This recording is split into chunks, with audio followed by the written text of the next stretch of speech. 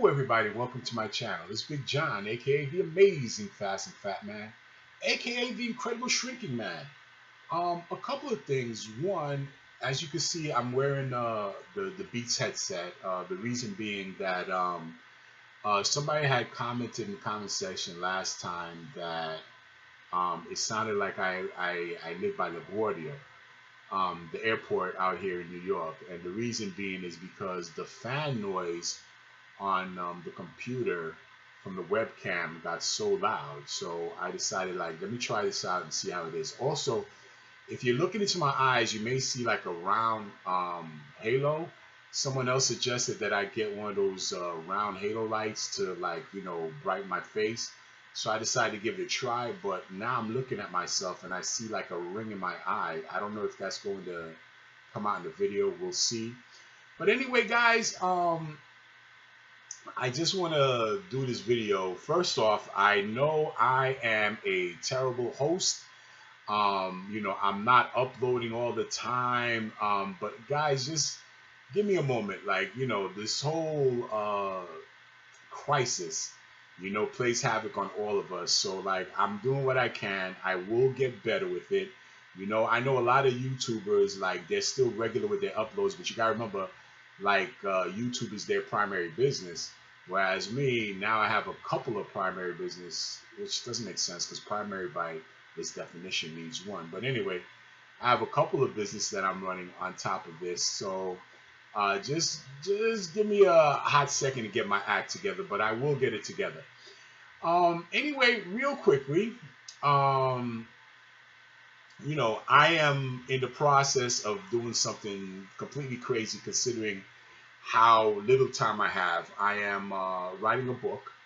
It's not an autobiography. I'll save those type of sort of details for the second book. No, this book is basically about fasting.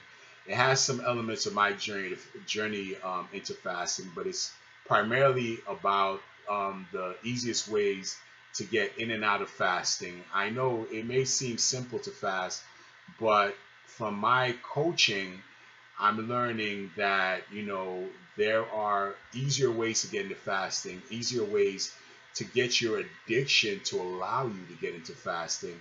So I'm doing it. And I know it's a lot considering, I'm in between running the businesses, the family, my toddler going through the terrible twos, and on top of that, his new fascination with a chap named Blippy, and to think I was ready to baby shark or do myself out of a window, and now Blippy comes along, and this Blippy guy really got him.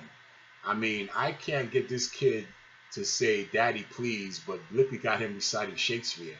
But the kid likes him, so I have to bear him. And those of you know who Blippy is, kind of know what I'm talking about. More power to Blippy, also. I like the hold you have over kids is pretty supernatural. I really have to get the agent of the devil that you spoke to get that kind of power. I'm just joking.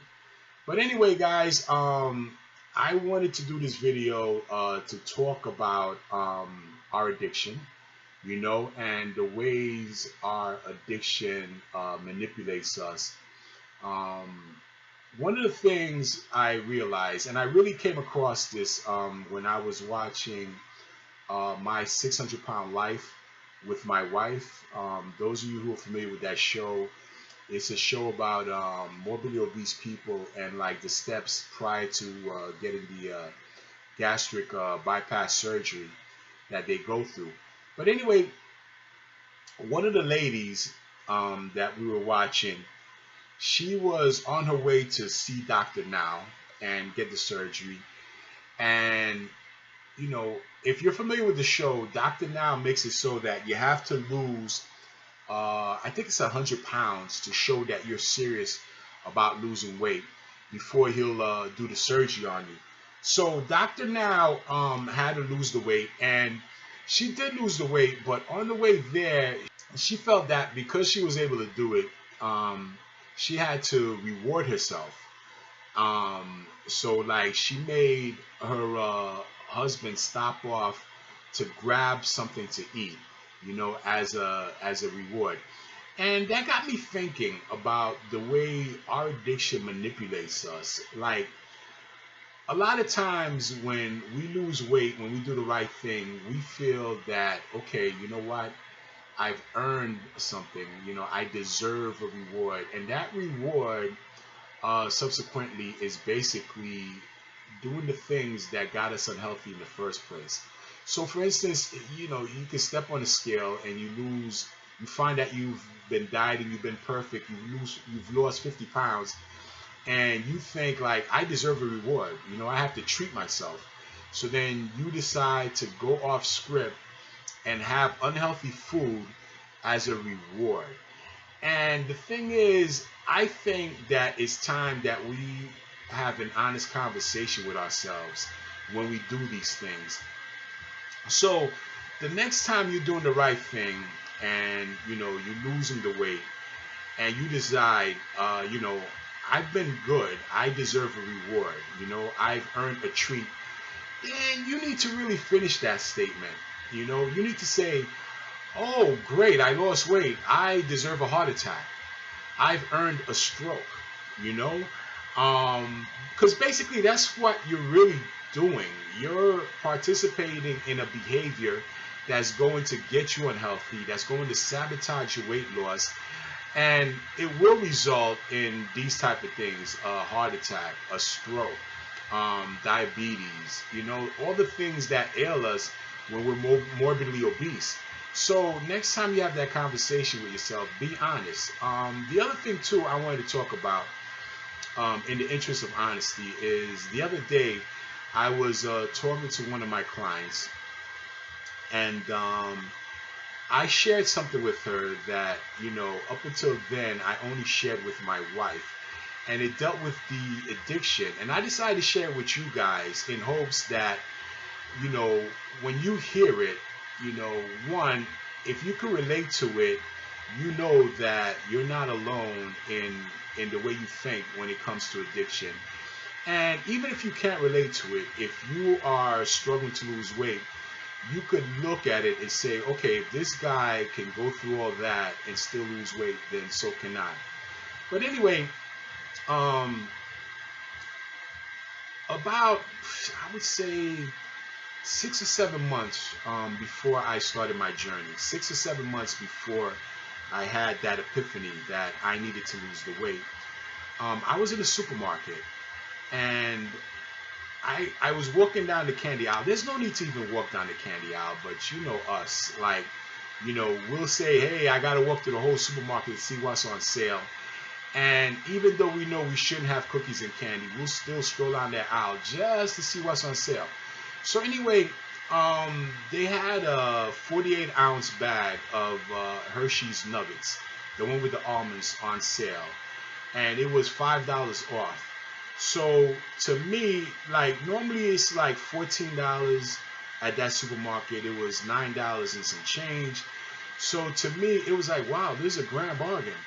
I'm saving $5 if I buy this. Now, mind you, I would have saved $9 by not buying it. But for me, it's like the addiction's taking over and it's convincing me to get something. So I'm thinking to myself, no, you know what? You really shouldn't get this bag of candy, because at that stage, I was at the point where, like, I need to lose the weight. My son was already born. I had planned on losing weight from the time my wife told me she was pregnant. My goal was, hey, my son is not going to see me fat. I'm going to lose the weight in 9 months. I'm going to get small. He's going to see a smaller me. And that didn't happen. I was overweight at birth. In one of my videos, I think I showed the picture of me standing there in the gown, looking like a 10. But anyway, I still kept it up. I'm going to lose the weight, And I sat there and debated, no, you really shouldn't get this. It's not healthy. Don't do it. You're trying to lose the weight. And I convinced myself like this, on top of it being on sale, because of course we're thrifty when it comes to buying unhealthy stuff. Kale and cabbage could be on sale and we're not buying it. You know, the carrots could be practically 2 for 3. You know, I mean, 3 for 1. It could be the sale of the century when it comes to vegetables. We're not going to pick it up, but $5 off the Hershey Nuggets with almonds, and that right there is something I can't pass up. So I convinced myself that, okay, you know what? Buy the Hershey's with almonds, and what you could do is you could take a serving a day. Because if you're able to just take a serving a day, and I believe a serving is like 3 of them for 150 calories. If you're able to take a serving a day and you know you love chocolate, that's going to be incredible. That's going to show you that you could do this. That's going to show you have willpower, you have strength. Now, that's just the addiction manipulating me. A part of me kind of figured it out, but when you're in the thralls of addiction, you just let it ride. So, of course, I picked it up. That bag lasted probably an hour and a half. By the time I got home, I had immediately actually, as I was driving from the supermarket, I reached into the back, I pulled it out, and I had the serving off the rip. From the very beginning, I had my 150 calories. I'm like, okay, good. When you get home, you're gonna put it away, and you'll have it tomorrow. I get home, put the rest of the groceries away. That bag stays conspicuously on the table, open, just waiting, because it's got to go last. And now I get to the bag after putting everything away, and it's like, all right, let me have just another serving, because then that's only 300 calories. 300 calories is nothing. So I have another serving, another 3. Then it's like, you know what? 600 calories isn't going to do anything. Let me just have another 6 more, and I will absolutely put the bag away. I have another 6 more. Before you know it, I'm down to like probably the last 3, right? And I'm like, oh my God, I ate the whole bag, And again, this is like probably an hour and a half, no more than 2. So I'm like, all right, you know what? Might as well finish the other 3. Now I'm feeling guilty. I'm like, I have all this chocolate in me. And worse, I didn't drink anything, because my first instinct is purge it. If you purge it, all is right with the world. You get rid of the chocolate. You had the taste of chocolate, you got rid of it. But you know what? It's only chocolate. You didn't have any liquids. You're not going to be able to purge. So let's go on a binge. Let's order some more food, get more food into us so that we could purge properly. This was who I was. This is basically my addiction. This is the part of me that's still inside that I fight every day to keep in control. This is why I'm OMAD for life, because I never want to go back to being that person. But I'm telling you this because in this story, I know there are plenty of you out there who can relate to the story, because I have found through coaching people literally all over the world that our story, our addiction story, is universal. And there's nobody who I tell stories like this or similar stories that's not shaking their head like, yes, this has happened to me too. I've done that too. But the primary reason to tell you this story is to show you that, look, this is what this guy used to do, and he was able to overcome that. He was able to come down from 530 pounds. So therefore, if I have a similar problem, if I have a similar addiction, I too can do this. So that is why I'm sharing this with you. Now, real quick before I go, a couple of things. One, I want to briefly talk about the dry fasting. You remember when I stepped on the scale last time, I told you, look, the result could be deceptive because I'm dry fasting, and that's based out of experience. The first dry fast, when I stepped on the scale, I was 5 pounds lighter, and no sooner than I refed and ate, it ended up being a half a pound loss. This didn't change. By the time I refed and ate, I went back up to like 213. It is what it is. I am comfortable in this range. My goal is still to get to 195, because as long as I fight for that goal, guess what will happen? I will never be 530 pounds again. So this goal can be basically my whale, and I could be Ahab all life long, and I'm perfectly fine with that. Now, of course, if I reach the goal, the goal is to maintain that goal and to stay there, you know. So I'm good with that. I have another announcement too. I am a proud new papa. No, the wife did not bless me with another little inspiration. And Lord knows, if she were to do that, who knows? I might end up looking like the crypt keeper behind what I did for the first one. So no, that's not the case. I'm a proud new papa because one of the guys I coach, and ironically enough, he's the guy who I told you about that kind of set me on the path to doing dry fasting, which I will continue to do.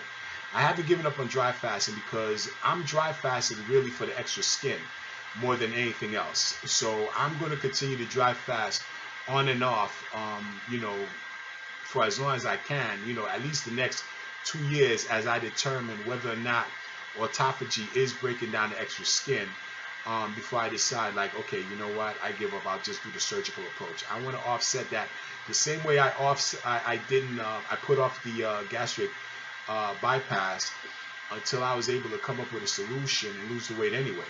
But anyway, his name is Simon. He started his own YouTube channel, and he named himself after his mentor, because he called himself Big Sai. So anyway, his YouTube channel is Primal OMAD. Guys, go out there, check it out, subscribe, give him a thumbs up.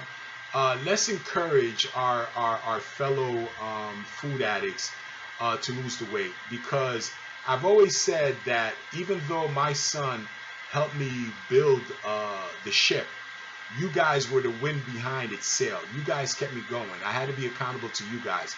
So go out there and make Simon accountable to you guys, and help him lose the weight. I'm doing what I can. I'm still coaching him, but I feel like that extra oomph from you guys will also help. So the link to his channel will be in the description box. Go out there, check him out. He's a very cool fellow. We've developed a close bond through the time I've been coaching him. So go out there and check it out. Also, my new channel, Bigger View, I'm gonna upload a video for that today too. Of course, if I didn't upload for this one, I didn't upload for that one, because pretty much I do them back to back when I have the time. So a Bigger View will have a new video by the time you see this one. Check it out. The link for a Bigger View will also be in the description box. For those of you who aren't familiar with the format of the other channel, it's nothing health related. It's basically current event, and where I give my opinion on things. Like this channel is about health and getting healthy, and inspiration, and us conquering our addiction, conquering the obesity issue. So it's not an apt place for me to give, my views on other things. I pretty much want to give it strictly on health. And as you guys know, look, I'm not a doctor, although I play one with my wife still. And listen, if you guys know where I got the first part of that from, then congratulations, you are old. But anyway, I give my opinion on healthy stuff. I give you what works for me. It's your duty to vet that information and try it yourself, of course. My whole thing is, if it worked for me, it's going to work for you, because my addiction is your addiction. So therefore, my solution is your solution. If you need coaching, then visit my website, www.akathecoach.com. I'm having fantastic results with the guys I'm coaching. And guys, the guys I'm coaching out there, don't be strangers. I know a lot of you, don't really like to share, but just drop a line in the comment section. Let people know how it's going. I have people who I've given the free fasting advice, who've also taken advantage of that and lost the weight. So those people, comment, let people know what's going on. Let's help each other lose the weight. Anyway, guys, I'm signing off. Tomorrow is the 4th of July. I only have one advice for the 4th of July. Go in there with the mind frame that, okay, yes, it's a party, but I'm not going to overdo it. Set up a window for yourself. Ideally, set up a 4-hour window within that barbecue that you're going to enjoy yourself. You're going to eat, drink, and be merry, and more importantly, eat slow. Eating slow is the #1 tool we have against our condition, because by eating slow, we allow our stomach to send the signal to our brain that we're full. So eating slow is the difference between ordering Papa John's pizza, putting that garlic sauce all over it, and chowing down on the whole pie, right? Or ordering that same pizza, eating slow, and by the time you get to the 3rd piece, you feel pretty full. So it's very important to practice eating slow. And, of course, you guys know that my whole lifestyle is about sticking to a window, because that's pretty much how I'm going to keep myself from ever getting big again. Because the addiction that we have, that stays a part of us. It doesn't go away. And our addiction is the worst addiction in the world. Now, I know I'm going to get pushback from the other hardcore addicts that, no, you never have to turn tricks for a Big Mac, and they are absolutely correct. We don't have to degrade ourselves for food. However, unlike the other addictions, we can't abstain from it. If you're a coke addict, if you're an alcoholic, if you're a heroin addict, the solution to overcome your addiction is abstinence. You're not expected to be an alcoholic and go to a bar and take a shot of beer every day. You're not expected, if you're a recovering coke addict, to take a line every day. But we're expected to eat every day. So each day we're partaking in the same thing that triggers our addiction. While we're eating the carrots, we're thinking about the greasy burgers. We're thinking about the fried chicken, the mac and cheese. So our addiction is something we have to live with. We have to coexist with. Now, of course, I've been able to coexist with my addiction, and I could teach you guys how to coexist with your addiction too. But going forward, it's a part of me for the rest of my life. And the story I shared earlier, that's something that I keep inside of me to remind myself where I've been and where I never want to be again. Anyway, guys, like, share, subscribe. Check out Simon's channel and check out the new upload that I did for a bigger view. Anyway, take care. Oh, also, before I go, really important. The wife and I have been exercising since I haven't been able to go to the gym. And at one point, I pretty much gave up on the idea of looking like The Rock,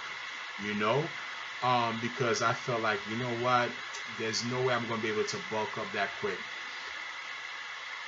I feel that a part of that is still me quitting on myself. So the wife and I have been working out every day. I will put the link to the workout videos we've been doing in the description box. They're low impact, all standing, so you don't have to lay on the floor and do planks or anything. It's something you could take your iPad or iPhone outdoors and do, especially out there in the summer.